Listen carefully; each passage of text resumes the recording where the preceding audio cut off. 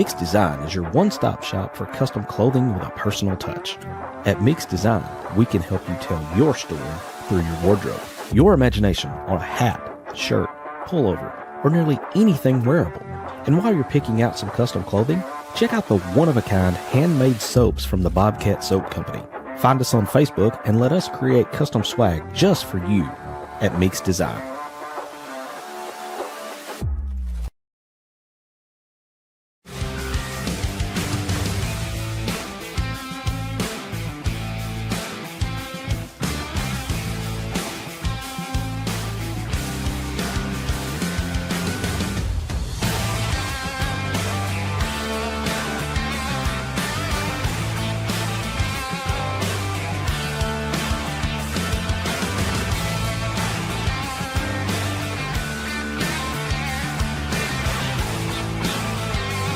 Hawg Fanatics.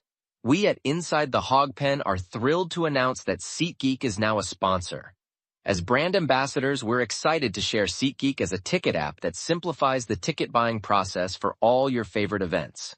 They provide a 0 to 10 score for each ticket, with green indicating a good deal and red indicating a not-so-good deal. As a special offer, Hawg Fanatics can get $20 off their first ticket purchase by using the code Inside Hawg Pen. Check out our socials for the link, and remember to use the code Inside Hawg Pen.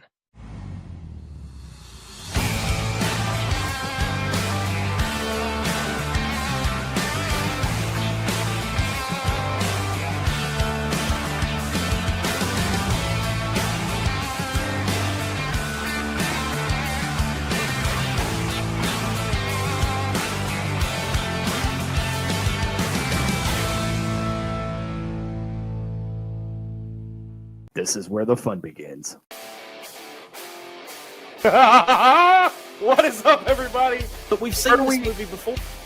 What's Sam Pittman known for? I don't know. Exactly. Is the Arkansas athletic program cursed? You never know what the loudest mouth on the fan base and his Wild Band of Misfits are going to say. I have a river of Kool-Aid for basketball. It's time to step inside the Hawg Pen with your host, Razorback Zach and Marcus MC Carlton.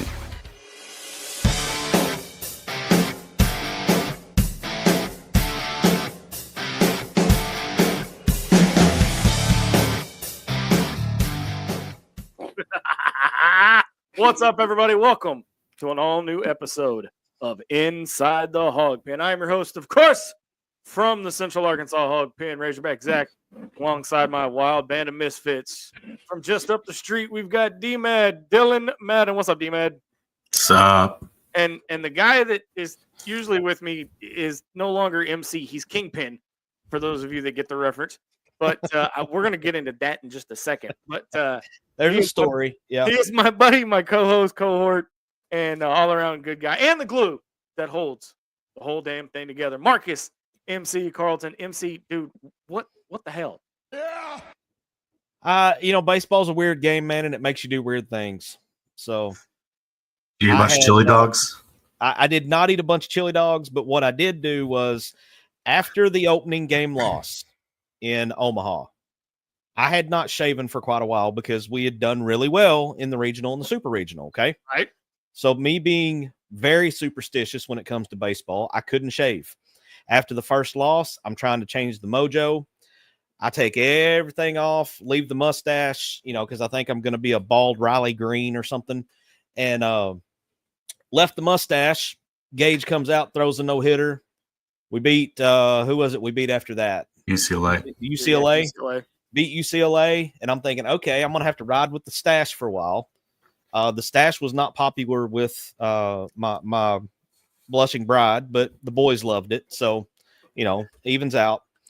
And then after what went down in our last game, I was just so frustrated that I had to just shake the Etch-a-Sketch and wipe everything clean. I've seen you bald.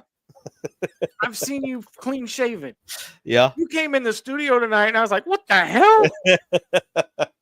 I'm kind of glowing a little bit. If I keep this up, man, I'm going to have to get some of that that makeup that the news anchors wear and just dab it all over my face. What's up, He doesn't need a ring light.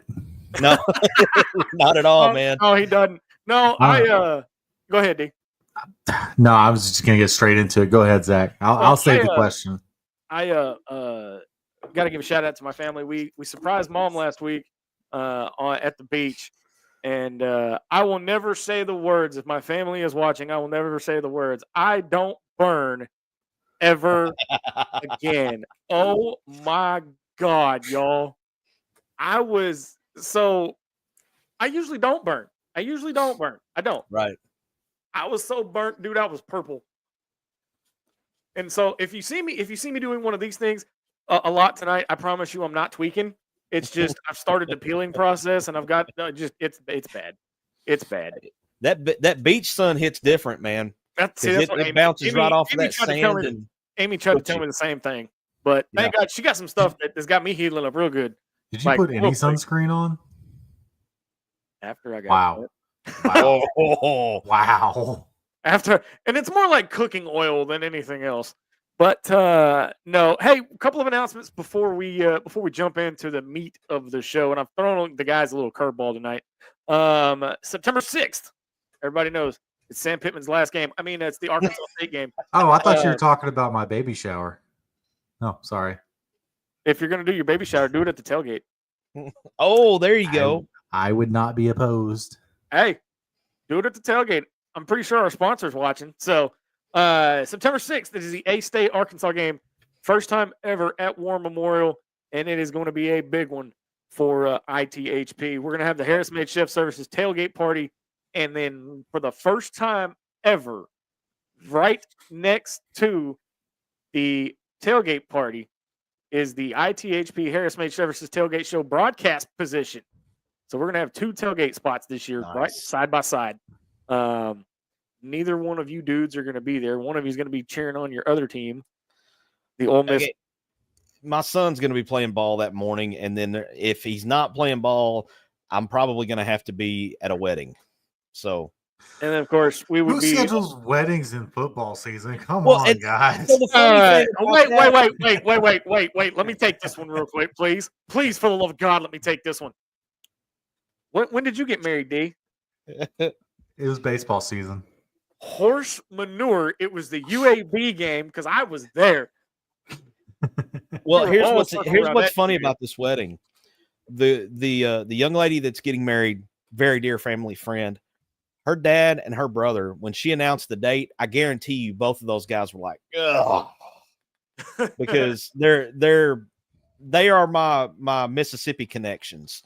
So sure, that's I'm sure the first thing they did was went and checked the schedule to see, what game was happening in Oxford that weekend. The other date is October 11th. We are back for our 5th year at the Little Oktoberfest 2025. Now the new location this year is Argenta Plaza in North Little Rock. We're going to be out there all day broadcasting live. I'll have all the games caught up on TV like we did last year. And I may even try to have my boy here come down for his first Oktoberfest. That's already been put on the calendar, and depending on if Aaron's team is playing and when they get done, I might just leave straight from the ball. If it's a road game, I'll leave straight from the road game and head that way. So there you have it. MC will be in attendance. Yep, I'll be there. Breaking news. And then of course Friday 10 a.m. I'm back on the Dave Ellswick show. And I'm a little toasty. How about that? Let's put it that way. Okay, so I know in the show description, we're going to go ahead and jump on into this. And I know in the show description today, we were going to talk about the loss. We're going to talk about football. God knows, we all know where that's going to go. All right, we all know. We're going to put a cap on it. I mean, the first half of the show, whoop-de-doo. This is my excited face for football. Okay, for the record, you are clean shaven. D-Mad can't shave. I was told specifically, do not touch. So I want to prove to everybody, I still have hair. Yeah. Well, I guess I'll save my one chip challenge since we didn't take care of business. So okay, we ought to do that. Lie. We ought to do that for the A-State game. Y'all got really quiet in chat when I started saying, if I'm just gonna get off into this A-State game real quick. If y'all really think A-State's going to beat Arkansas, I'll put my my body on the line. I will shave my head, and nobody has taken me up on that offer. Where is Ariana? We need to get approval first. Oh no, she said no, but I will take this bet. I saw an early line earlier today on like the first 3 games, and if you are the betting kind, I think you got to take A-State in the points, because the line I saw, serious? Oh, so the line I saw was 23.5. So he's not talking about he's not talking about A-State to win. He's talking about A-State to cover. Right. Yeah, I'm fine with that. A-State might cover. Who knows? But I can tell you this: if you go to SeatGeek, you can buy tickets there. If you're a first-time user, use our code Inside Hawg Pen and save $20. There it is, bottom on of your first screen, SeatGeek right order. there. Okay, so real quick, we're gonna get through this, but the curveball I want to throw is, and I want the fans involved here, because we talked about this and we kind of broke the seal on Pandora's box, if you will, MC, about this time a year ago. Yeah, right about it. And I'm going to ask the question again: if I can get it out, is the Arkansas athletic program cursed? So stay tuned for that discussion coming up at the bottom of the hour, or maybe even sooner, depending on how fast we get through all of the rest of our stuff. But by the way, D, your mom said no. Okay. And then, of course, Casey Sutton's in the house for ITHP Royalty. She says, "Hi, guys. Glad to see you all back together. Zach, I hope you had a great vacation." I had a fantastic vacation, except for that second-degree sunburn that I got. Holy crap. Well, and I have to apologize to everybody for making D-Mad do the post-game a week ago tonight. He wasn't solo. He wasn't solo. I jumped in there for a little bit. I could not do it. So you said something earlier. You were like, you couldn't sleep well, couldn't eat very well for the next couple of days. I'm not gonna lie to you. That little post game made me feel better about it afterwards, because I got all the emotions out. I didn't swallow them; they were gone. You know why, right, MC?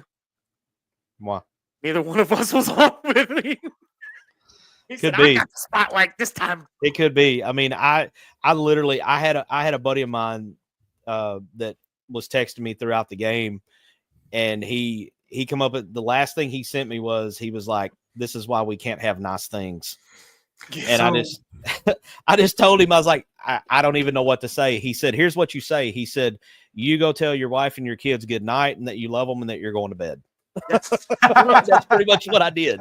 It was the craziest thing, because my entire family, there's only a handful of Hog fans in my family, and some of them suck it up because I'm Razorback Zach, of course. So, and I wasn't going to go on vacation and not watch the Razorback game. Right. I mean, that just wasn't going to happen. Well, we were all out on the back porch of the beach house watching this game, circled around the TV watching this game, and it was right there in the 9th inning, and my brother-in-law looks at me and he goes, "They're about to pull the most Arkansas thing ever." And about that time, everything went to hell. I'm gonna phrase this question, and I want y'all to answer this as best as y'all can. All right. Which loss is worse? Ooh. I'll tell you what I think is worse. Okay. I think the other night was worse. I have to disagree. And I will tell you why. Okay. The reason why is, give it what it is the foul ball, stuff like that can happen. However, when you're going into the 9th inning, up 2 runs, you bring in a pitcher who pitched the day before, and you have a pitcher that's been on 4 days rest at this point and has thrown a no-hitter, and you decide not to throw him for some reason. Whatever, we'll roll with this guy. All right, cool, whatever. But then you proceed to make 4 errors in an inning in the top of the 9th, or the bottom of the 9th. Yeah, bottom of the 9th.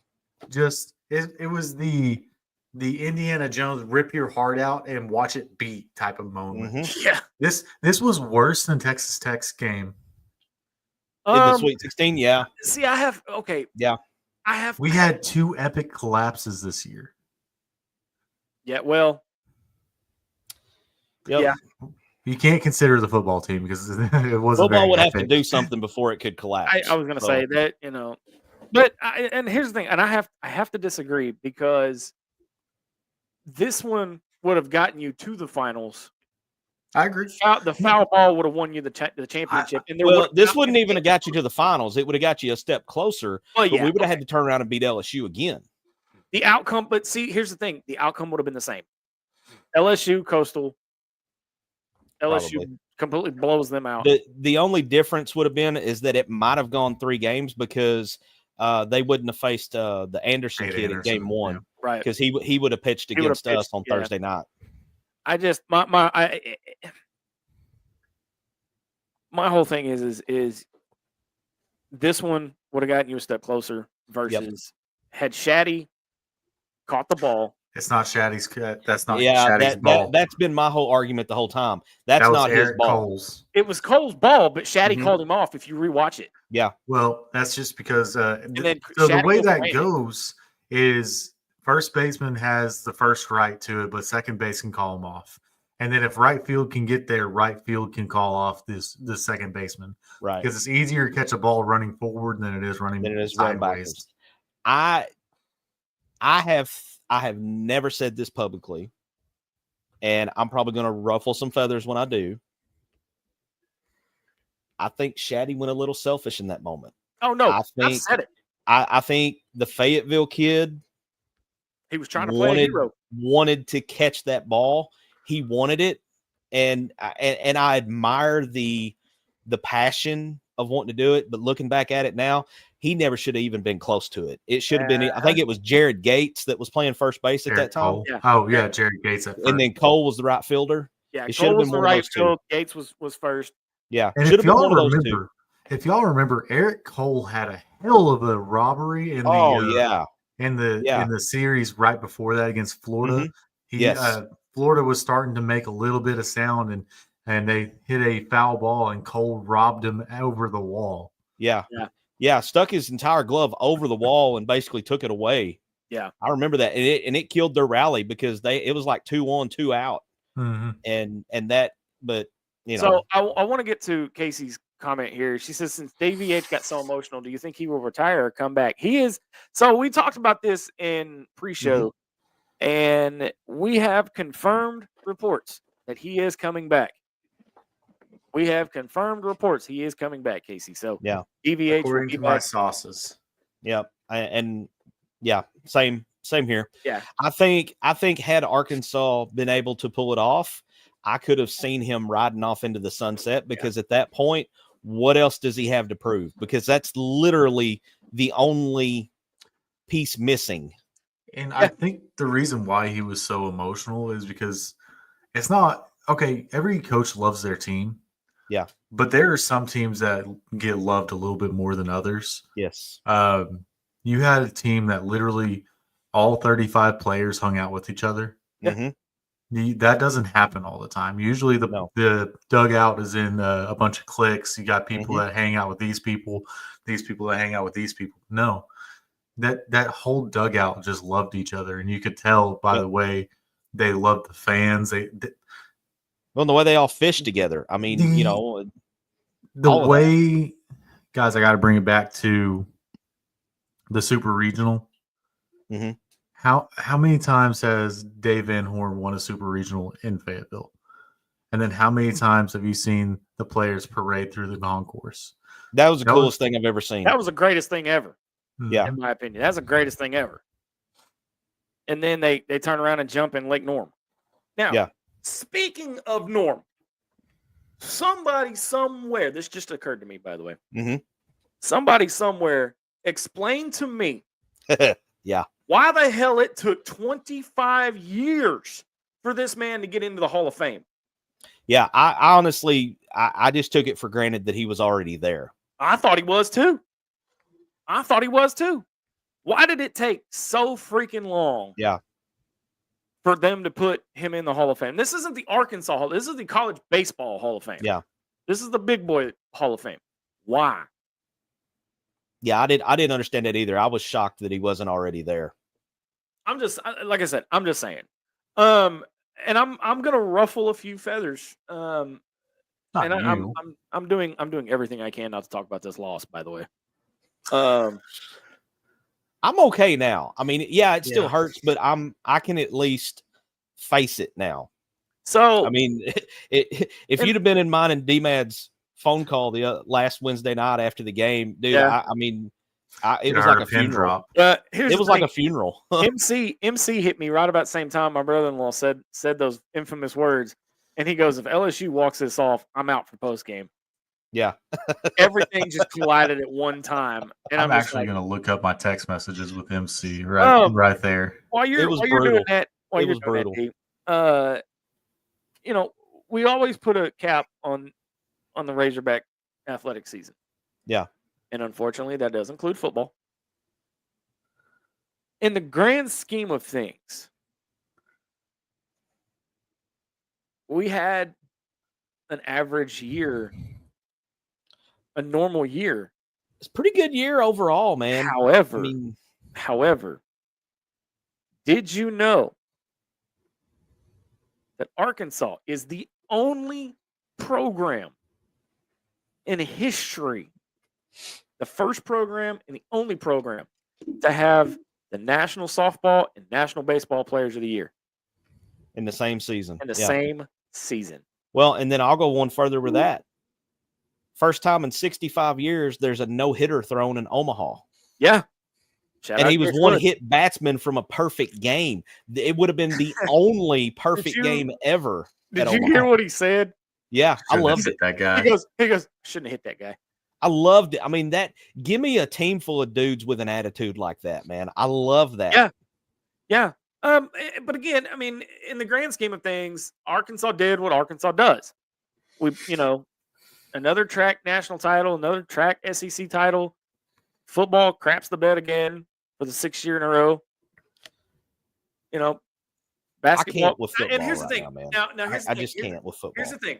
I'm gonna say this, and I'm reach up there, MC, and strap yourself to that chair. All right. If I had to pick a program that had an excellent year, above average, basketball, hands down. Yeah. Men's basketball, hands down. With the way it ended, because Because nobody, present company included, thought we'd get to the Sweet 16. I remember Shut up, saying Dylan. After Cal got hired, first year, I was expecting about 25 wins and a second round exit. Here we go, MC. Yeah. Well, and I had made the comment that if we were able to make the Sweet 16, that should be considered a success in year one. Oh, absolutely. I mean, making the tournament in year one with A makeshift team. makeshift. I'm not going to say rental players, because once you put that Razorback uniform on, you're a hog. But isn't Just ask that what Lanzilli everybody that. is now? Well, Ask Lanzilli where his heart lies. He Yeah, was here that's for true. 1 year. Yeah, he was here for 1 year, man. And I mean, I have yet to meet a former player that's any more all hog than he is. well, So but I mean, at the same time, but seriously, I mean, how do you not give the overachievement award to basketball? You're right.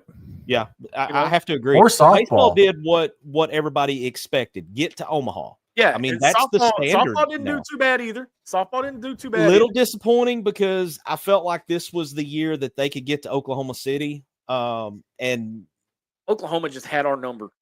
well, and They've had a of lot of all people's people, numbers. of all people to lose to in the super regional,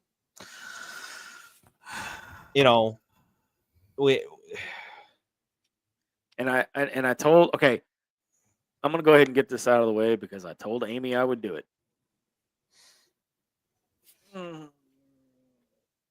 Just tell me when you're ready, and I'll get the mute button ready.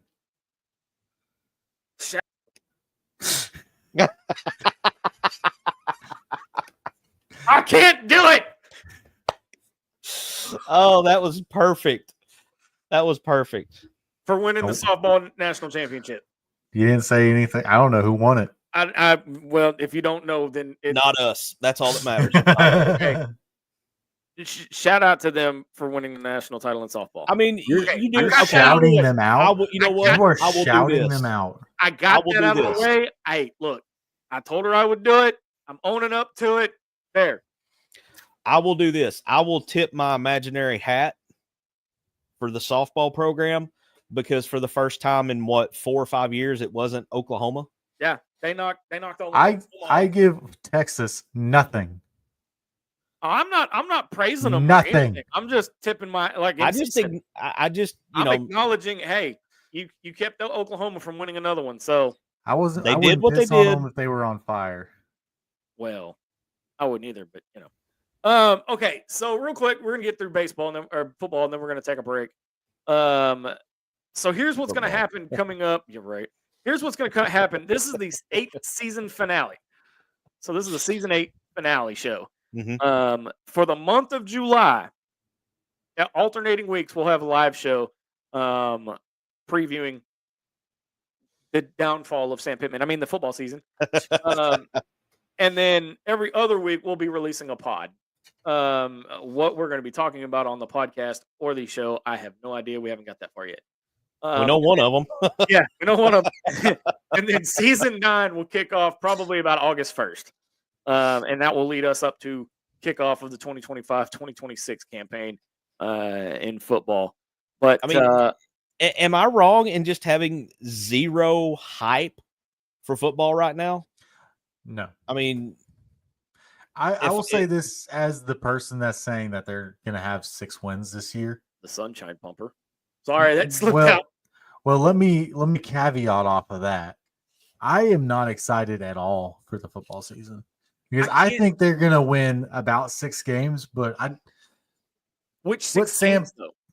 I don't see 6. Okay.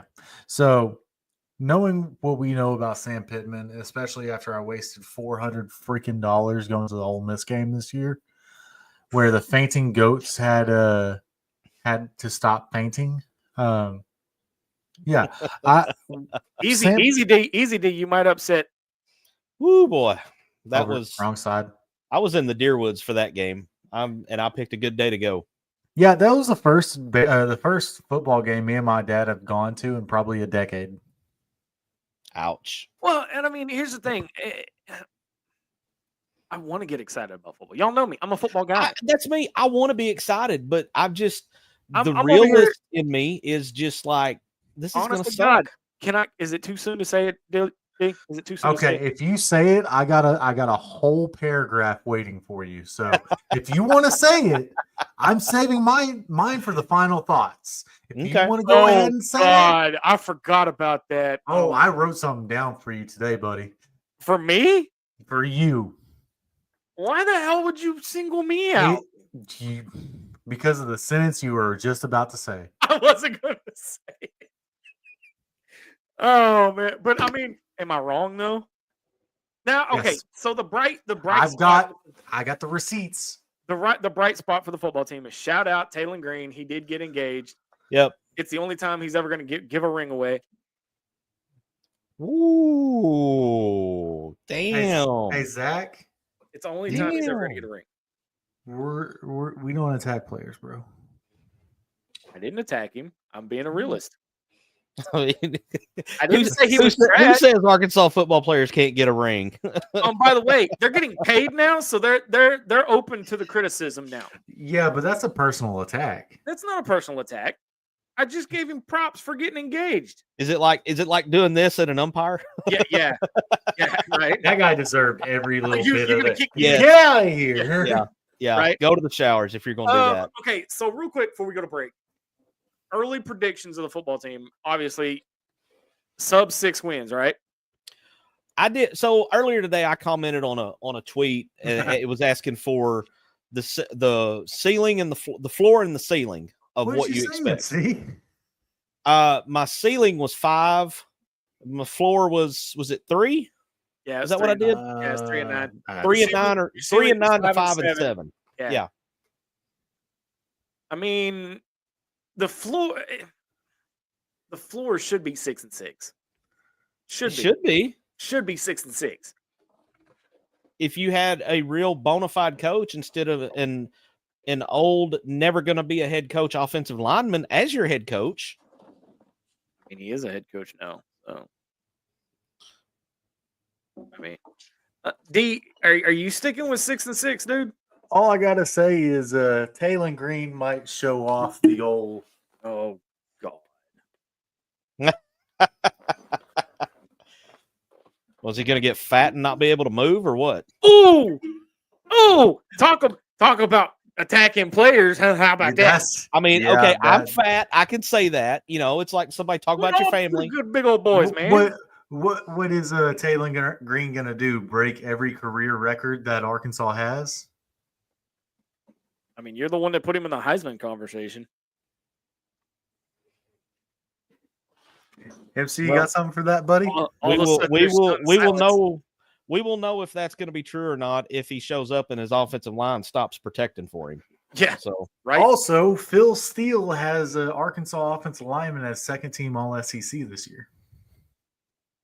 Preseason, obviously. The whole offensive line or Carmona? No, it was one of the newbies. Hold on. One of the newbies? Okay. Yeah. Newbies. Probably the cat from Georgia Tech. Yeah, probably. Name. Before you look that up during the break, we're gonna step away for a break. On the other side of the break, we're gonna talk about it because everybody's talking about it, but we were there first. Is the Arkansas athletic program cursed? You'll find out more on the other side of the break. Stay tuned. More Inside the Hawg Pen coming right back.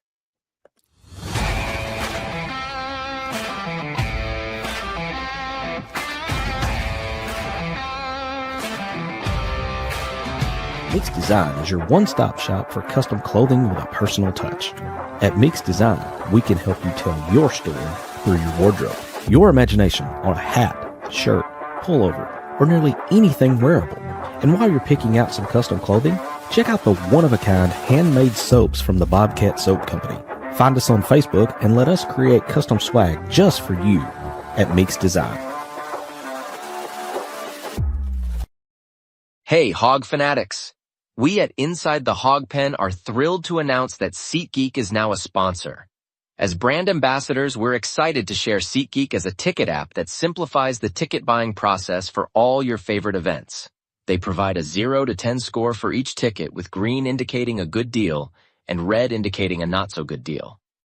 As a special offer, Hawg Fanatics can get $20 off their first ticket purchase by using the code Inside Hawg Pen. Check out our socials for the link, and remember to use the code Inside Hawg Pen. Attention Razorback fans and local businesses. Are you ready to reach the most passionate Arkansas sports fans out there? Introducing Inside the Hawg Pen, not your normal Razorback talk show. We're fans first and don't try to hide it. No agendas, no propaganda. At Inside the Hawg Pen, we call it like we see it. And now we're looking for sponsors to join the team. This is your chance to put your brand in front of thousands of loyal Razorback fans who live and breathe Arkansas sports. From small businesses to major brands, we have sponsorship packages tailored just for you. So let's grow together and make Inside the Hawg Pen bigger and better. Don't miss out. Call 501-416-4331 or email us today at insidethehogpen@gmail.com and become a proud sponsor of Inside the Hawg Pen.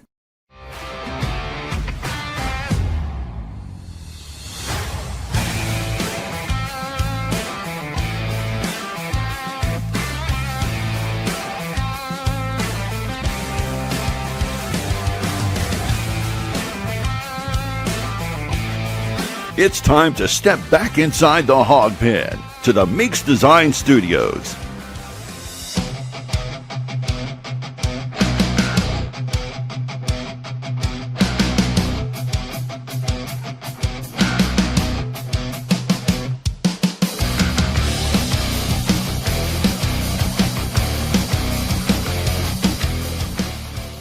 All right, welcome back to Inside the Hawg Pen. Razorback Zach, Marcus, MC, Carlton, a.k.a. Kingpin, and D-Mad, Dylan Madden hanging out with us tonight. Okay, this is the Season 8 finale. Hard to believe it's been almost 9 years now. October of this year will be 9 years. Holy cow. Wow. Mama Madden says 6-6. How long has that coach been there? Not acceptable for an SEC team. Too long. He's been there too long. 6 years too long, actually. He has his overall record is still below 500. He's 30-31 overall. Yeah. Okay. So we talked about this in a podcast a little over a year ago. Yeah. If you have not and want to get caught up, turn the show off right now and then come back to it after you've listened to the podcast. Is the Arkansas athletic program cursed? Now, MC and I broke this down, and I went back and listened to it earlier today just to get refreshed on it. You can trace this thing back to the 69 shootout. Yeah. You can trace it even further back even than that, but that would probably be where it started. I feel like that's where the talk of it going from just extremely unlucky to an actual curse kind of begins. Well, if you think about it, Arkansas won the national championship in '64, which Right. Alabama still claims, but Because I it mean, wasn't unanimous. it's because they named the national championships before the bowl games. Before the bowl games. Yeah. Yep. But And that was the last year they did that, by the way, too. Yeah. Go ahead, Dick. I was just gonna say, if you think about it, it's probably somewhere between that 64 range and that 69 range. Yeah. Oh no, absolutely. Now, as I was doing show prep this afternoon, I kind of realized, and I'm not going to talk about anybody's age here, but in the grand scheme of Talking things, about him. when you look, well, I mean, it'll make sense here in a minute. You've kind of got 3 generations of Razorback fans here. Okay, you've got the '80s. Yep. In MC, you've got the '90s for me. You got the 2000s for DMAD. All right, and if you look at it as a whole, as Razorback Nation as a whole, those 3 decades, 3 totally different types of fan bases for one team. Different styles of football too. Different styles of sports altogether. Yeah. You made a very good point in chat. Was it today or yesterday?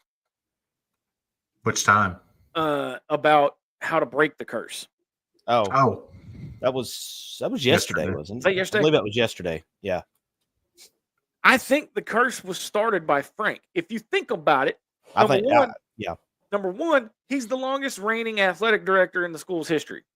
Okay. Number 2, he pissed a lot of people off. I was going to try to put it a little bit more genuine than that, but sure. I was trying to be nice about it.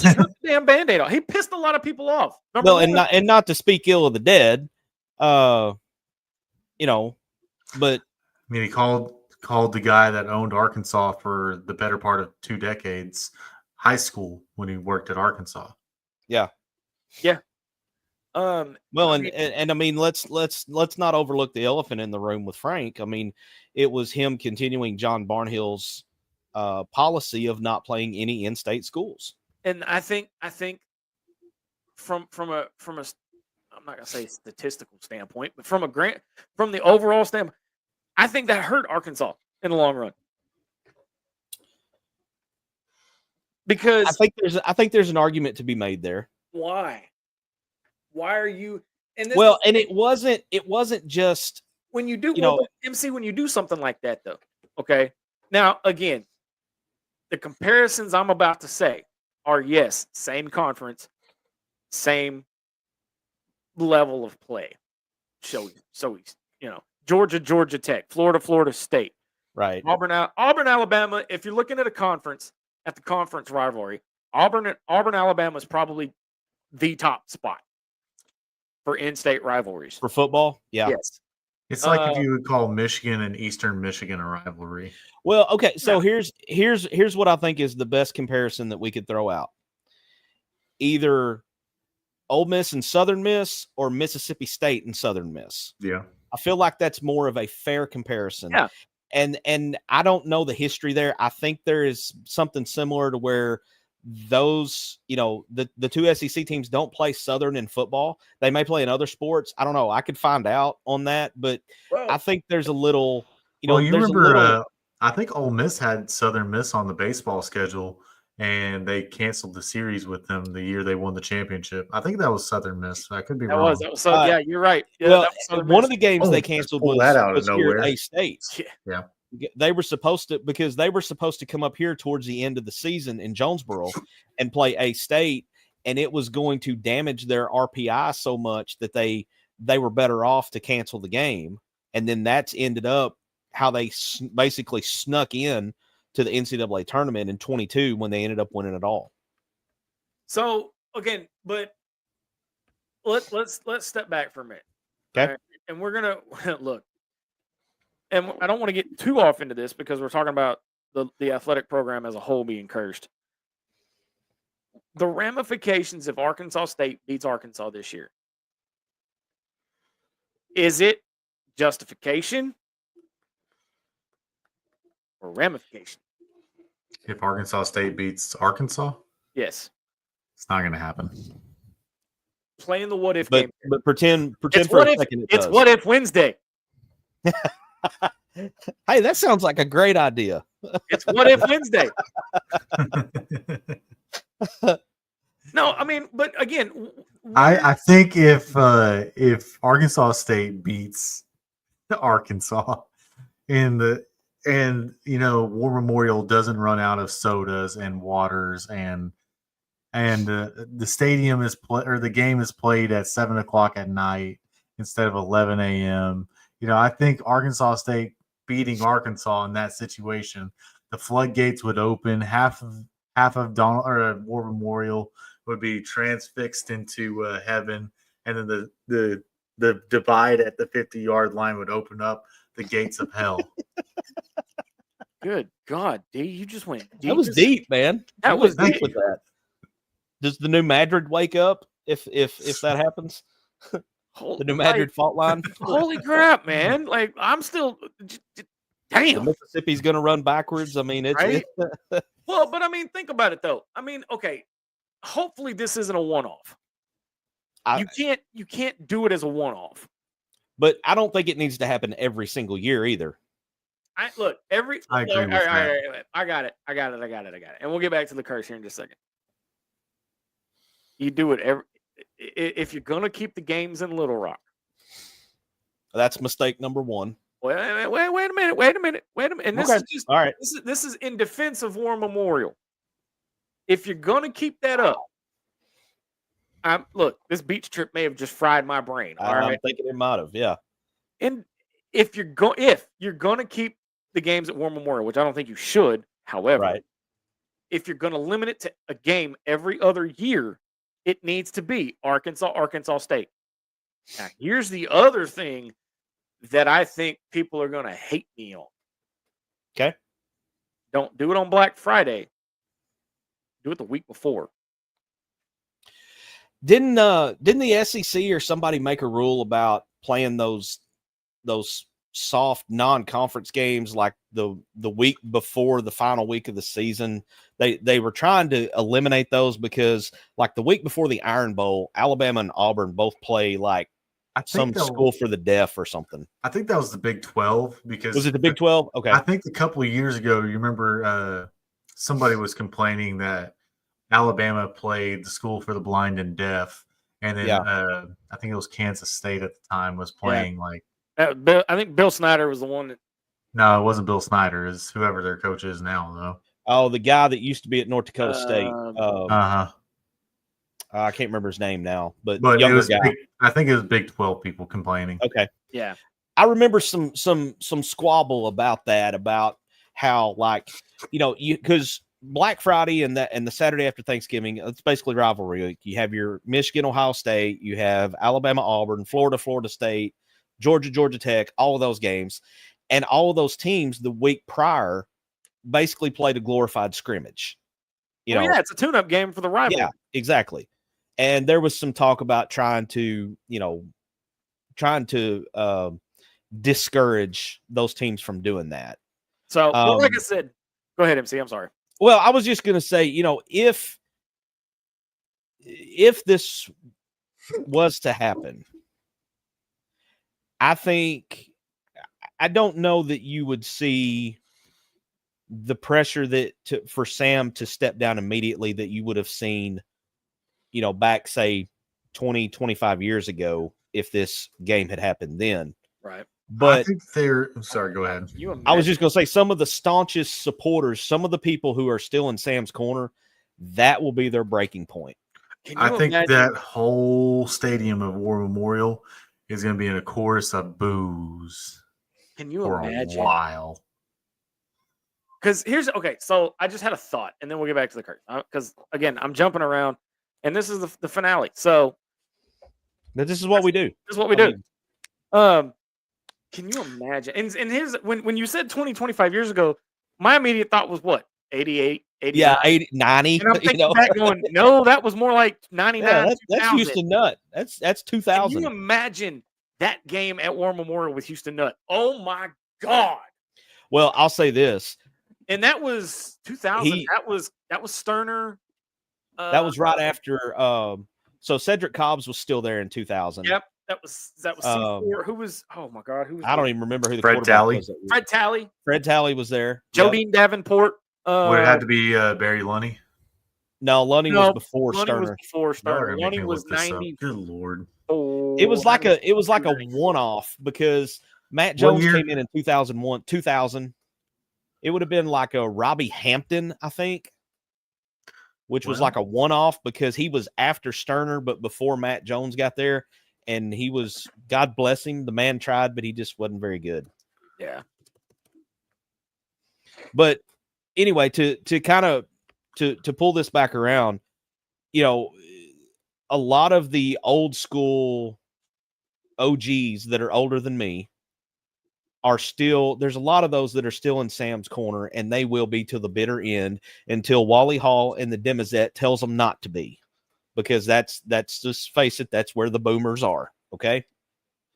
Robbie Hampton. You were right. There we go. Robbie Hampton. This would be something that would turn them all on their head. Now, I'm going to say this. I think the crowd will be probably 50-50 because there's a lot of people from over here making that journey. But, and like I said, well, let's get back to the curse, and we'll definitely be diving deeper into the Arkansas State game. In the next that post game could be very interesting that night. Are you? Can you be a part of that post game? Oh, absolutely. Post game, I'm in. That would be like losing to Mississippi State with Dan Enos. Oh God. Oh. That was a good post game, guys. That was a good post game. That was. So okay. So let's get back to the whole curse thing. I mean, you've got the 69 shootout. You have, was it Nebraska, Arkansas, Nebraska, and 80 MC? Okay, hang on. 81. Yeah, hang on. You're making me get back into my memories here. There was, so the 69 shootout, you had that. There was a Texas game in 77, I believe, where it was not quite it wasn't billed as much as the big shootout. Arkansas was actually the better team. They go down to Austin, get upset. That I believe that was the big one in the 70s because that 77 season, Arkansas was preseason #1 by Sports Illustrated and on the cover with Lou Holtz and Ron Calcagney and Roland Sales, I believe, were the guys that were on the cover. They lost to Texas 9-13. Yeah, 13-9. Yep. Yeah. There's another Texas game when Hatfield's there and the kicker misses 5 field goals and Arkansas loses by 3. Yeah. I think that was like in 84. That was 84, 85, somewhere around in there. In the 90s, in the 90s, you have that. I think so in the 90s, that's kind of where it all ramps up and falls apart. Well, you have the whole debacle with Jack Crow. I mean, you could fire him after one game. Losing to the Citadel. Losing to the Citadel. You have the 95, was it 95 national championship game or Final Four to go to the title? It was a championship game with basketball. Okay. They beat North Carolina in the Final Four and then lost to UCLA in the finals. You have 95, and then you have 98, which we all remember there. Mm-hmm. And then you have after that, after 98, probably the next instance I would say of the curse rearing its head. Before the Sugar Bowl, you've got the whole Reggie Fish. The 06 SEC title game. SEC title. You have 09 in Florida. Yeah, 09 in Florida with the officiating debacle, which was so bad that got the officials suspended. Yep. And then you have the Sugar Bowl 2 years later. Yep. Well, and I mean, you could even make an argument for the 2010 Alabama game of being up 20-7 at halftime and getting beat 24-20. I forgot about that's true too. I don't know if y'all are seeing the comments, but I put that up. I put that up there a minute ago. But Carolyn comes back and says, "Does that make you see Lex Luthor?"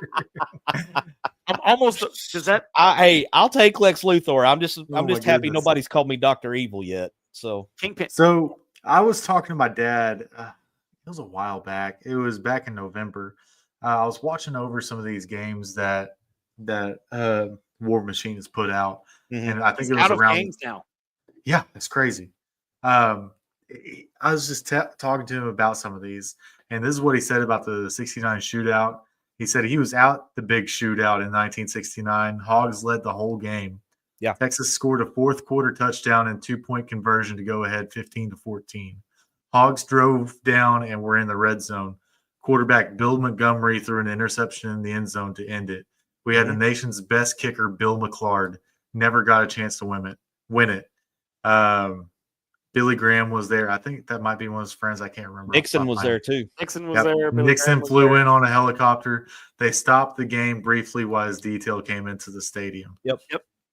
And he wasn't in it. I mean, think about this, guys. There were no luxury suites at that point, so he's just right there in the middle of the crowd. Yeah, but I mean, you have that instance, okay? The Sugar Bowl. You have you have the legendary John L. Smile. Well, to go deeper than that, you have the whole bike wreck thing. Yeah, I mean, what? You have that, but I mean, we literally could, and we're going to be doing a podcast. Carolyn's got a good one here too. Don't forget the COVID season. I mean, I still think I still stand by my point that if COVID doesn't end the 2020 baseball season, we probably go back to Omaha for the third straight year, and I think we win at that time. I disagree. We were bad to start the year. No, well, we were bad to start the year. Yeah, but again, you're talking. What we get 3 weeks into the season? Kirstead was on a tear. I'm pulling it up right now. Yeah, but I mean, now Kirstead was batting like 500 and already had double-digit home runs. I will say, from a basketball standpoint, had that season we were 11-5. We probably would have gone to the Final Four that season too. Okay, I'm going to give you all a that would have been 1, 2, 3, 4, 5 games we lost. We lost February 28th. We started the season 1, 2, 3, 4, 5, 6, 7, 7-0. Started the season 7-0. Lost to Oklahoma 6-3, Texas 8-7, Baylor 3-2, Illinois State 8-7, and then South Alabama 13-6. Just all in a row. The three marquee games there were probably like the classic Houston, in Round Texas. Rock. Minute Maid. down in here. That was at what was then known as Tropicana Field. No, it says Minute Maid. Oh, Minute Maid. I'm sorry. Tropicana is. Dan's got another good one.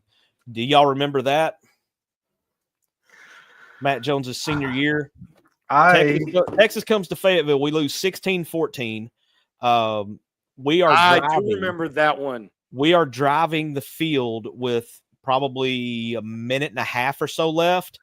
And Matt Jones is doing Matt Jones things and getting us down. I think he fumbled inside the 10-yard line. Yeah. Before my mom says it, that's November 11th. We sat in the press box of that game. I did. At Darrell, was that at Darrell Roll or was that Donald W? No, it was at Fayetteville. We were on it was on the side where it was right above the Texas fans. So I can't remember what side that is. East side, I think. I think so. But yeah, we were having to sit there like this the entire game because the sun was going down. The press box is on the west side. Well, we were sitting in the box seats, but yeah, what was it? Sean Andrews up the middle too during that game. Yeah, I think so. They pulled out all the stops. Well, there was a wide receiver screen throwback for a touchdown.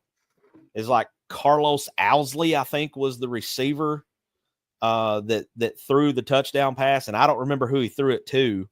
Maybe Owsley was the one that caught it, but it was like a wide receiver pass that we scored on to make it 16-14. So I have found the game with the 5 field goals on this one. Tennessee take a knee. That I think she's talking about Sterner. Was that the Sterner fumble in '98? I think that's what I think she's talking about. Yeah, I think so too. Garrett Ray, the Auburn. Oh, that's your favorite one, strike. Zach. Ah, Yeah, screw you, Mark Curls. that's My favorite Auburn memory is whenever Jericho Nelson ripped that guy's helmet off. I was at that game. That was the coolest great. thing ever, man. That was I Yeah. found the text message where my dad was talking about the guy with the 5 field goals. or the Yeah. It was 1985. Texas kicked 5 field goals to win 15-13. Mhm. Arkansas missed 3 field goals and got Three. stopped on the Yeah. 1 yard line right before halftime. Didn't even get a chance to try and kick a field goal because we were out of timeouts. the other hit. I don't know if you remember this one, D-Mad. You might have been a little too young. I want to say it was 0-1 Kentucky. It was during the 9 overtime game of Kentucky. That's 03. 03. Yep. They had called Kentucky had called a timeout, and I don't know if Tony Bull was just pissed or he just wanted to put a lick on this dude. They call the dead ball. Tony Bull just comes out of freaking nowhere and levels this dude 5 yards back from where just knocked him clean And then out. claimed he didn't hear the whistle. Yeah. Yeah. Tony Bull's one of my favorites. We talked about Brady Slavens being swinging for Jesus. I think Tony Bua could be the human spear How because about the linebacker group of Tony Bua and Samuel Ojibwe? oh my God, Old those Djibouti. dudes could not play now, man, because the way they throw the flag now. So I actually got to interview Sam. I want to say it was a couple of years ago, right before MC came on. So fun fact, right before MC came on ITHP permanently. Chris Shaw, one of the guys that helped me restart ITHP in 2020. I had one of the biggest interviews in my media career, if you want to call it, at one time. I had Kenny the Hammer Hamlin, Samuel Djibouti, and Kenoy Kennedy all on the show all at one time. I was in Razorback freaking heaven. Man, you talk about some hammers. Them dudes could deliver some hits now. Yes. But in the great and since we're wrapping up, and I know D-Mad's chomping at the bit to kind of put me on the burner. And I'm gonna let him because it's the season finale. The season's over, Zach. It is. It is indeed. It is indeed. It is indeed over. Like I said, if you're just joining us, this is the season 8 finale. Season 9 kicks off August 1st. Well, we're not going anywhere. We're going to take a week off, and then probably the second week of July, we'll kick it into gear back again, doing live shows and pods, alternating, leading you up to the season 9 premiere on August 1st. And then August 1st is when we'll start talking football, leading you up to first opening kickoff against Alabama A&M. And but in the grand scheme of things, guys, as far as the athletic season, it was kind of on par. It was kind of on par, like I said. I complain and piss and moan a lot about football and the other sports too, but more so for football. But if you think about it, you won your bowl game, basketball goes Sweet 16, baseball goes Final Four in Omaha. If you look at it from that perspective, rather than focusing on how basketball ended and how baseball ended, it's hard to keep my poo-poo lip out for very long because those 2 seasons, I would consider those 2 a success. Football, I have higher standards than 6-6, man. That's just where I'm at. And I don't see the Liberty Bowl as, I just don't see that as something we should strive for. That should be that's like the last chick at the bar at closing time. I feel like I know what Zach's about to say. Are you sure it's a chick though, MC? Well, in this day and time, what is a chick? Wow. Okay. I think you were gonna say something about wait, don't steal it from me. Don't take it from me. Don't take it from me. Don't take it from me. So what you're saying is, MC,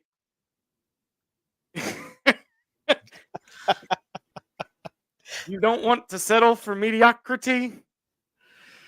Agreed. That's the mantra of stupid people. Yeah. No, they were just kidding, guys. They were just kidding. They said Oh that. yeah, yeah. Or It was a joke. The guy that said it isn't the one that come back and explained it, but it was just a joke. Yeah. Okay, so let's get to the comments real quick. Real quick, well, I had to say this about Tony Bua. I used to sit in that corner section about 23 rows up. You can't hear a lot of on-field stuff, but when you hear a pad pop, you can hear a pad pop. Oh yeah, you can. Yeah. That's not what I heard. Tony Bua one game separated his shoulder, and he was on the sidelines. Saw it 23 rows up. They jerked his shoulder. You could hear that pop. 23 rows up, you heard a scream, and he put his helmet on and ran right back onto the field. That was like the 18 Ole Miss game in Little Rock. It was cold, it was wet, it was rainy, it sucked. I was at the very top of War Memorial, right about the 40-yard line. And when was it Ty Story that got his clock? Oh yeah, I heard it like I was standing next to him, and I mean, wow. Yeah, he wasn't the same after that either. Oh no, but we made him look like an all-star quarterback when he went. Knocked him all the way to Bowling Green. Right. We've got a couple of comments. Oh yeah, Western. Yeah, we're gonna keep rolling for a few more minutes. And we're gonna D-Man, we're gonna go ahead and open up the Camp Productions live fan feedback. What did I see? Not that one. You talking about this one? No. Put our boy up there. That one. How do you guys feel about similar schedule as last year with the same SEC opponents? I don't think that the SEC is going to be. I don't think, in comparison to what our talent is on the field, I don't feel like there's a gigantic gap. I think the biggest problem this year is going to be coming down to the guy that wears the old ball coach headset. I'm with MC, where it's same story, different version. Yeah. Also, did y'all see what old Spurrier said about Arch Manning? I did not. What did he say? No, but I have a feeling this is going to be great. I'm gonna keep rolling through these comments here, D. Okay. Carolyn says, "I feel attacked." Why? What? How do we feel? Why do you feel attacked? I think that was in reference to the comment I made maybe about the last chick at the bar at 2 a.m. Oh. All right, y'all ready for this? Yeah, bring it. So just to give any Gen Zers who don't know who Steve Spurrier is, he absolutely gave the Mannings hell while they were in the SEC. Yeah. So he had a comment the other day that said, people are picking Texas. This is all quotes, by the way. People are picking Texas to win the SEC. They've got Arch Manning winning the Heisman. My question is, if he was this good, how come they let Quinn Ewers play last year? He was a seventh round pick. Yeah. I said it. Brock Purdy, $850,000 on his contract with the San Francisco 49ers. Warming the bench at Texas is Arch Manning, and he's making $2.2 million. Yeah. For riding pine. Okay, I'm gonna skip a couple, but we'll be back. The wise man is in here, and he says, "I just have one question. Why did we hire Papa Shango as an overall consultant?" Look, if I was Papa Shango, I'd be putting some voodoo on somebody other than Arkansas. Exactly. I think LSU has gotten enough lucky breaks. Yes. I think it's their time to have their beating heart in somebody else. Yeah, I want them to face the Indiana Jones heart removal. Right. Garrett comes back and says, "I'm very happy with Coach Cal's first year at Arkansas when everyone counted us out. And we were one of the last SEC teams in the Sweet 16 when we got to." And he's right. Well, you should say that. I'm going to go ahead and wait a minute. I'm going to set you up. Don't worry. Final comment of the night, and then we'll let D-Mad do his thing and put me on the burner. Is Dan Yoakum says, "Unfortunately, football season has just become a bridge between baseball and basketball season. People are pretty much apathetic to it."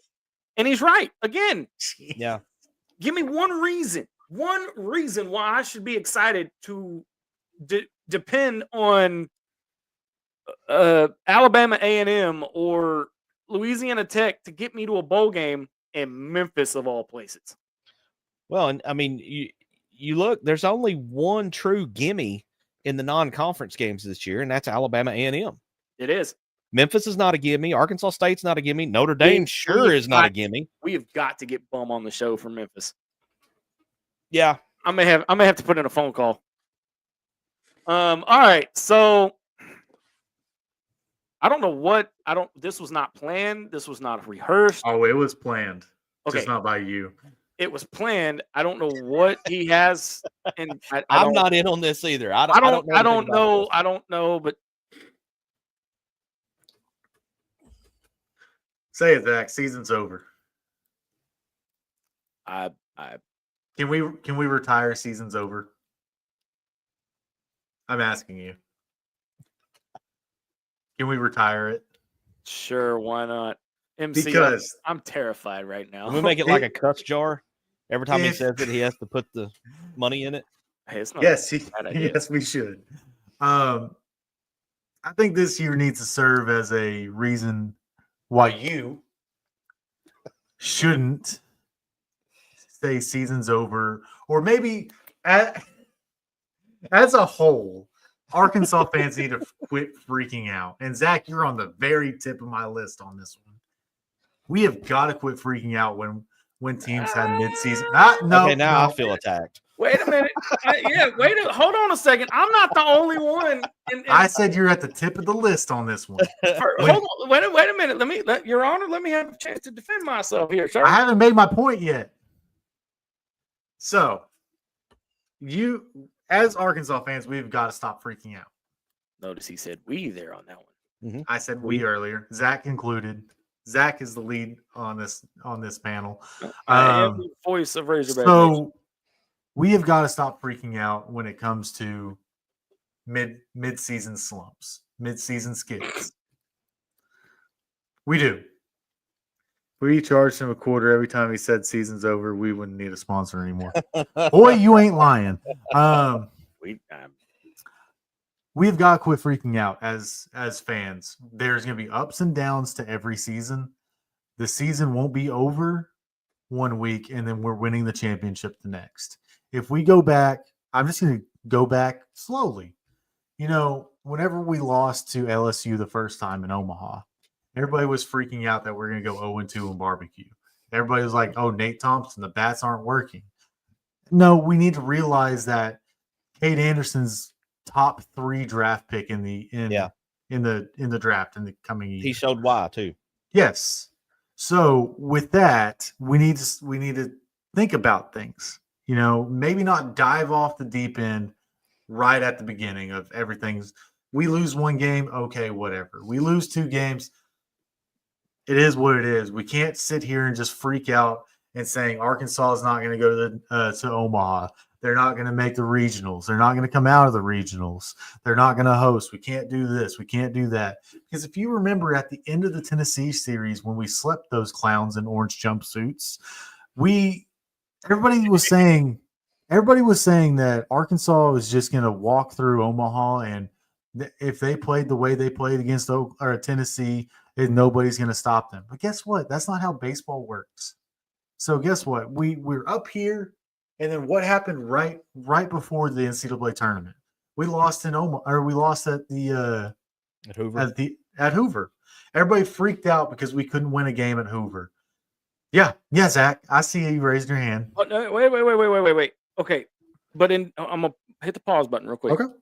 When it comes to Hoover, I don't care if we win or lose. You're right. Especially if you're a locked in seed and you go and you're a one and done at Hoover. Who cares? But that's the thing. People were freaking out on social media about us losing at Hoover. They were like, Zach, you made a bet that you would eat a Popeye's biscuit covered in Nutella, and that we wouldn't come out of the regionals. You want my reasoning behind it? You were doing reverse psychology, is what you always claim. But so we finish off the year, we lose to LSU, get our butts whooped against LSU. Let's face it. Actually, we didn't get our butts whooped. We got our butts whooped in one game against LSU. We had a voodoo curse again in the first game of the series. First game was extra innings. Yeah. Yes. And then the second game, or the last game, we won. So we have a voodoo curse against LSU. It is what it is. We went 2-1 against Tennessee, swept Texas, and going into the Texas series, we were 0-3 over our last series. And this is when that bet was made, right? So what did I tell both of you people? I said, it doesn't matter what happens in that skid so long as we beat Texas. And we did. And guess what? I said if they learn from it and make a run in Omaha, I don't give a crap about that three series skid. So what I'm saying is calm down. As Razorback fans, we need to calm down. This was also happening in the basketball season. In the middle of the season, we hit a lull. Everybody, myself included, I didn't think we're going to make it to the NCAA tournament, but that was also because, the team looked bad. Yeah. But I wasn't going to sit here and freak out and say, season's over, might as well mail in the next 15 games. Just let them play it out, see what happens. We made the NCAA tournament. We made a Sweet 16 run. So I think as a fan base, we need to retire the freaking outs over seasons or over skids in the middle of a season. It becomes very toxic in a way that, I hate to be the guy that says, players see all this crap, but it's not just players. Because if you remember our discussion with Chris Phillips of SEC Unfiltered, he's like, "Oh, I've been at it with Arkansas Twitter before." It's like Arkansas Twitter is such a weird place because everybody freaks out over nothing. Everybody wanted Nate Thompson fired this year. I don't think Nate Thompson was the problem. I think a voodoo curse is the problem. I don't know how to fix a voodoo curse. Do y'all? So basically, in conclusion, can we please get to a point where we just, hey, the team lost 3 games in a row. That sucks. Let's not freak out over it. And with that being the case, we're going back to the 3-man. That is probably more logic-based talk than we have ever had on any single episode. There's no room for logic here, sir. I'm sorry. I mean, okay, so let me defend and rebuttal a few of the points. Your overall point of the fans freaking out, yes, I 100% agree with that. I do.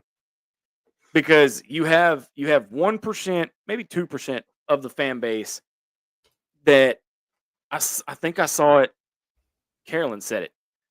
1 week, season's over, pack it in, that's it.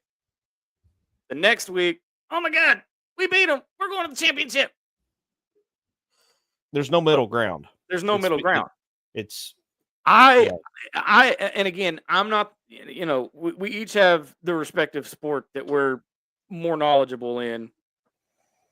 Some of us, anyway, is football, basketball, and then baseball. Okay. I've learned a lot. I've learned more this year about baseball because of Dylan that tempered me a little bit. As far as basketball goes, the team that tipped off in November was not the same team in March. 100% agree. Okay. The team that tipped off in November was not even close to the same team in March. Okay. But that's how it goes. All right. That's how it goes. D-Mad's got a legit point, and I'm getting kind of freaking tired of always saying he's right. But I mean, he is. There's got to be a middle ground because as we saw, when things start going sour, the fan base turns on itself. We don't need that. We got enough things turning us against each other. We are a fan base that is very quick to cannibalize and eat each other. Oh, yeah. And try to determine who's a real fan. And, you can't have an opinion if you haven't watched anything till the postseason. So, yeah, we have a tendency to cannibalize ourselves. Well, but I mean, especially when things go bad. It's more then, Yeah. When again, football is, yeah. I'm going to call MC out right now, too. Oh, MC, you have an apology you need to make, too. To who? You know who. Wait.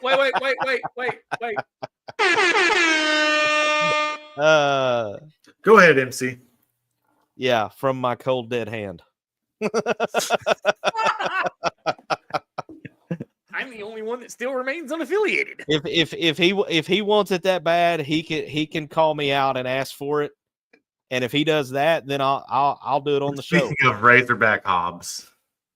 Yeah, well, and Yeah, because I went in pretty hard on that dude. I did. And like I said, Dylan, I mean, as far as his point, the main point, yeah, we just chill, man. MC, don't you do it. I see your smile.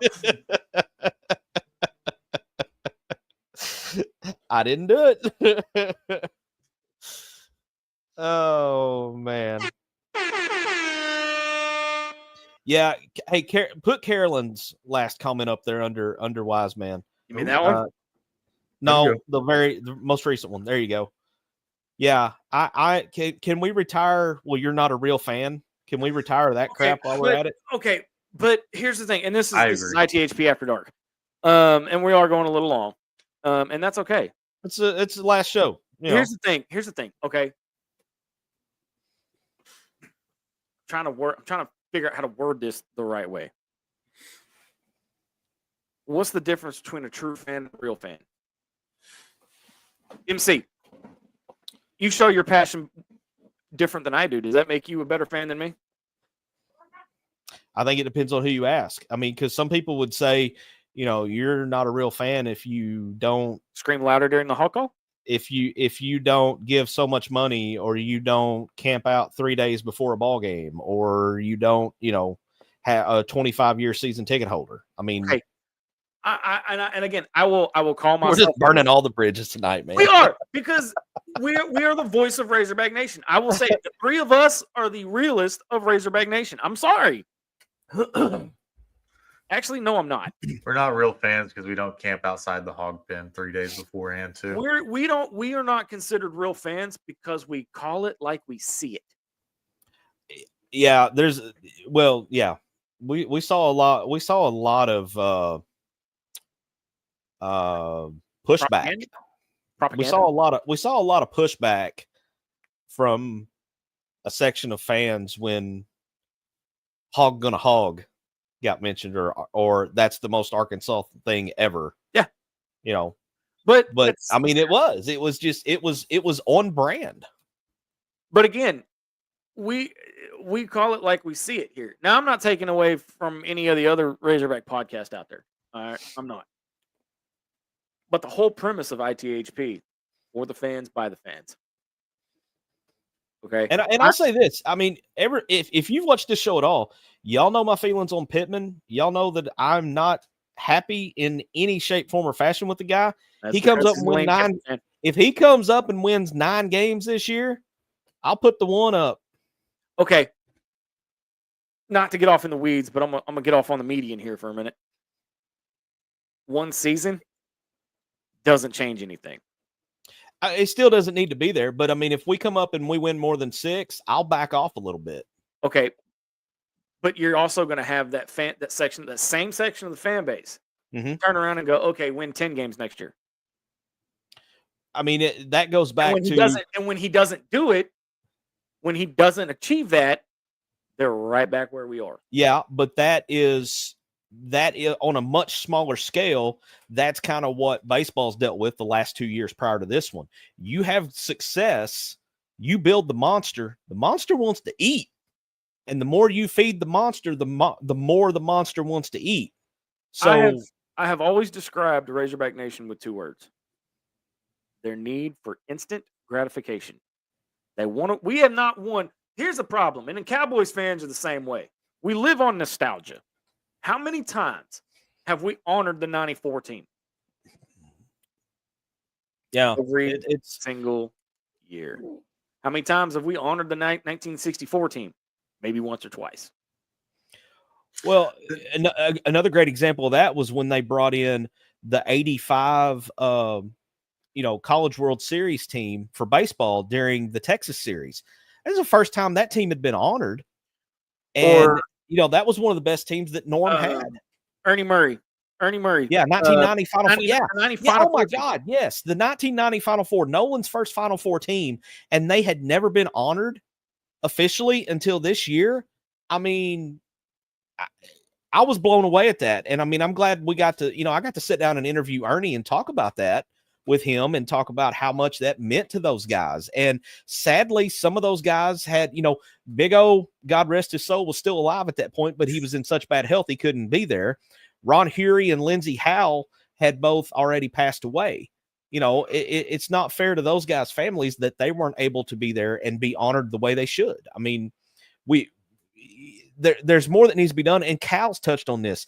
Cal has specifically mentioned, because Cal was the driving force behind getting that 1990 Final Four team honored the way they were.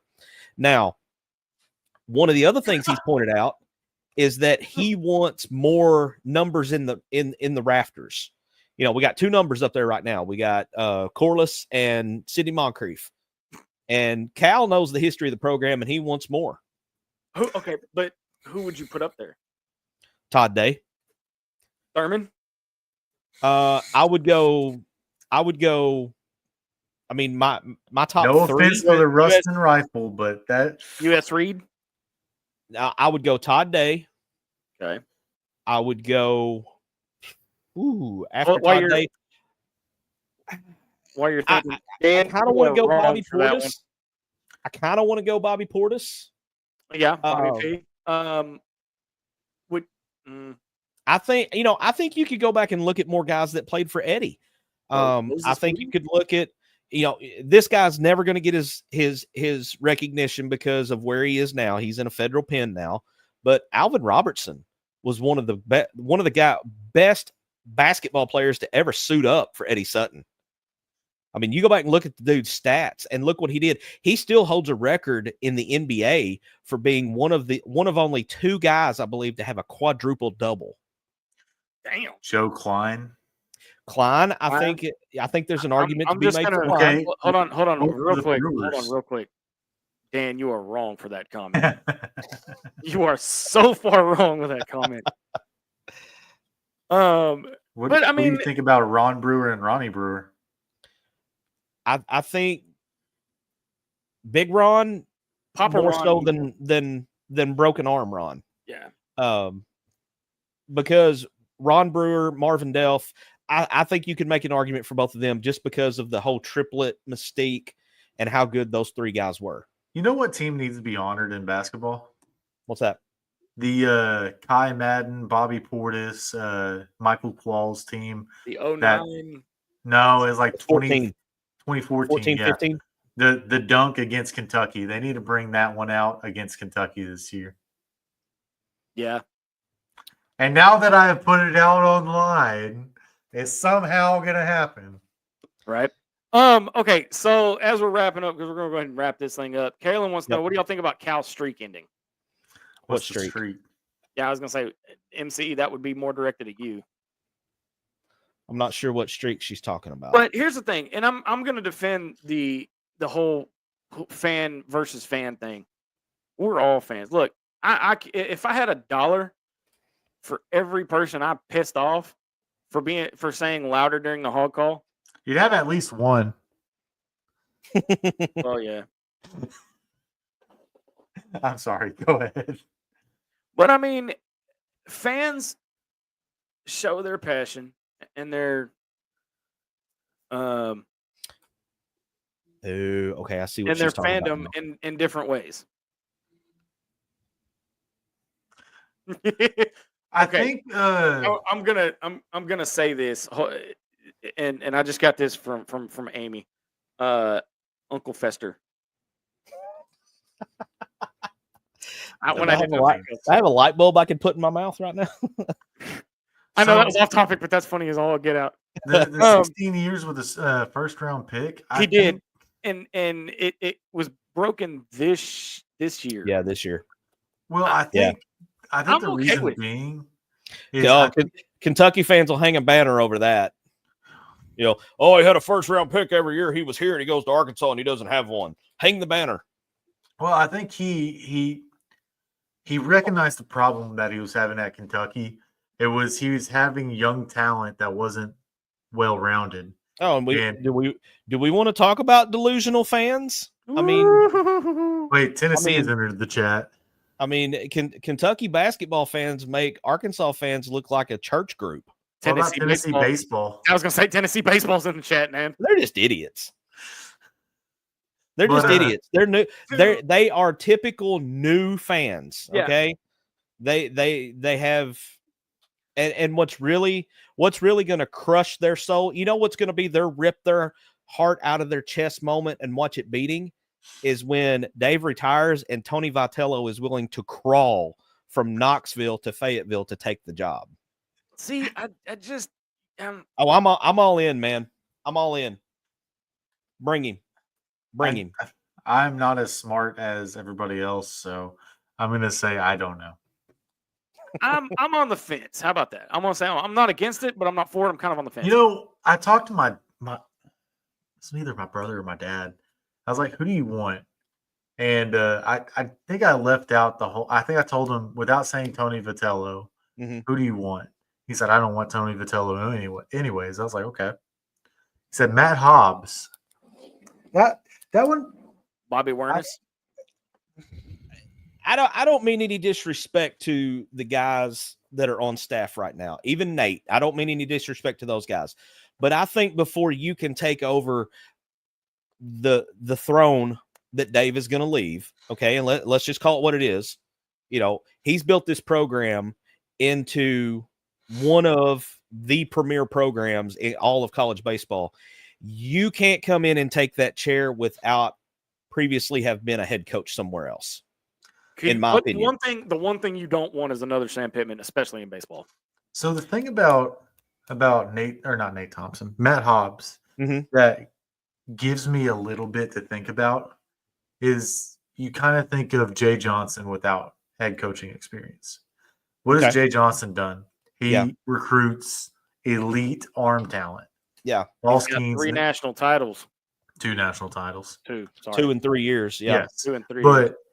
that kind of makes me start thinking, like, you know, if Matt Hobbs was the head coach, he's going to bring in elite arms. He's already doing it, but he's going to bring in even more elite arms, and he's pretty much going to put hitting over there. Y'all go take care of that.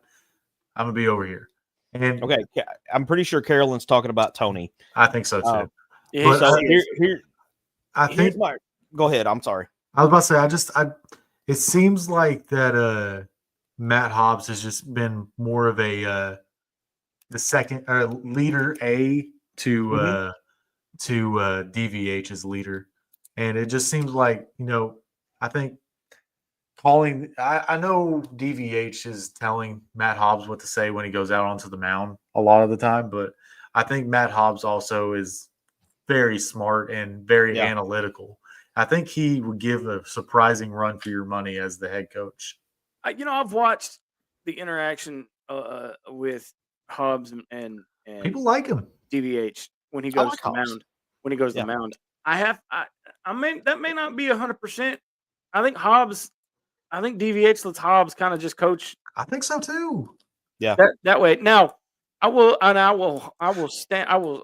you up 100% with 1 and 1A, because if you watch what Matt Hobbs says in those post-game huddles before DVH comes on, dude, let's go. He's good. And let's be honest here, you know, after the game they were asking why didn't Vahiva go to second, and apparently they were saying get the lead runner. And if you think about that doesn't make any sense in that situation. It seems like DVH or Matt Hobbs fell on the sword for Vahiva. Especially given the fact that if that's regular season, he goes for the double play every time. And I think the reason people asked about it is because it was so out of character for Vahiva. Well, and that was a tailor-made double play ball. Yeah. There's so many things with that one play. It's just yeah. But I mean, as you have pointed out, that's baseball. That's baseball. I mean, that. You even told me, how many times have you told me since February? Baseball is a fickle sport. Yeah. Well, according to MC, you're gonna have to mute me here in a second. Baseball is an evil. Yeah. I found the text messages. Yeah, y'all didn't that was know. the text that I sent immediately after being walked off. Yes. All right, so we're gonna go ahead and wrap it up. D-Mad, we're gonna no offense, don't take it personal, but we're gonna skip over you because you've given your final thought unless you have something to add. Oh man, I was on the podium for a little bit. Yeah, I need to stop talking. He was preaching. He was, I mean, hey, he had a point. MC, final thought before we get out of here as we wrap up season 8. Oh man, it's hard to be down now a week later after finishing the season in Omaha, which is what we all expect from baseball. It's just the way that it went out. I mean, it's going to overshadow 2 huge accomplishments outside of just getting to Omaha. You know, they got there, they got to the Final Four, and then on top of that, you had history made with the no-hitter. And then you had Arkansas get their 3rd Golden Spikes winner in the last 10 years. No other school has more than 1 this century, and Arkansas has got 3 of the last 10. That tells you pretty much all you need to know about the baseball program and where it stands from a national standpoint. It's just, thank you. At some point, you feel like we got to break through and get that natty. Yeah, and that's going to be the day. Hog gonna hog, baby. Hog gonna hog. You know, we're all going to be right here to watch it again. Oh yeah. And it's I see your comment over at Carolyn about how if somebody gets the coaching job, you ain't going to root for baseball anymore. Get that beeper ready because bull bleep, you'll be right there with us. You'll be right there with us. All right. So here, like I said, if you guys missed the announcement, we're gonna take next week off. Probably in the next 2 weeks. I don't know yet. Yeah. We're gonna get recharged, rest up. Shake off all of this, and then come back. Alternating weeks leading up to kickoff. We're gonna do live shows and pods. So you're gonna want to pay attention to YouTube, Facebook, Twitter, and our podcast channel. We're gonna have new content out every single week. If MC schedule holds up. Oh, I'm good now, man. My boys are done with baseball. We're good. September 6th, A-State, Arkansas. Tailgate, Harris Made Chef Services tailgate show and tailgate party on the golf course at War Memorial. And then October 11th, back for the 5th year, I am back as MC and judge as of this point. Judge of the Beer Stein competition at Little Oktoberfest in Argenta Plaza, 6 p.m. to 10 p.m. October 11th in Argenta Plaza, North Little Rock. Come out for a good cause. We'll have more information as it comes out. We will let you guys know. Season 9 kicks off August 1st, somewhere around there. 9 years of Inside the Hawg Pen. Holy crap. How about that? Can I retire at 10 years? No, y'all just gonna boot me out of here at 10 years. The funny you should ask that. We're gonna have a. Never mind. I won't tell you about it. But like I said, Dave Ellswick show. I'm on there Friday morning, 10 a.m. Dave will be with me. I'm gonna be talking more about this curse and what we can do and where it came from, what caused it, some of the facts to back it up, and who knows what else I'm gonna get myself into on Friday morning. But bottom line, whether we agree, whether we disagree, whether we like you, whether we don't like you, whether you like us or don't like us, we appreciate everybody tuning in this season. And when did we leave them who should not be named? Was it 2 years ago or a year ago? 2 years. I believe. Damn, was it been 2 years? I believe so. Yeah. Big thank you to everybody that followed us. And y'all really got this old boy going, man. But I real talk though, couldn't have done it without these two. Well, I could have done it without D-Mad, but no, I'm kidding, D. I'm kidding, D. But no, seriously, we've had a lot of fun, and I can't wait for season 9. So, for that being said, for season 8, Dylan, D-Mad, Madden, Marcus, MC, Carlton, I'm Razorback Zach. You have been watching an all-new episode of Inside the Hawg Pen. Until next time, so long, everybody. Thanks for watching this episode of Inside the Hawg Pen. Listen anytime on your favorite podcast provider, and be sure to follow us on all our social network channels.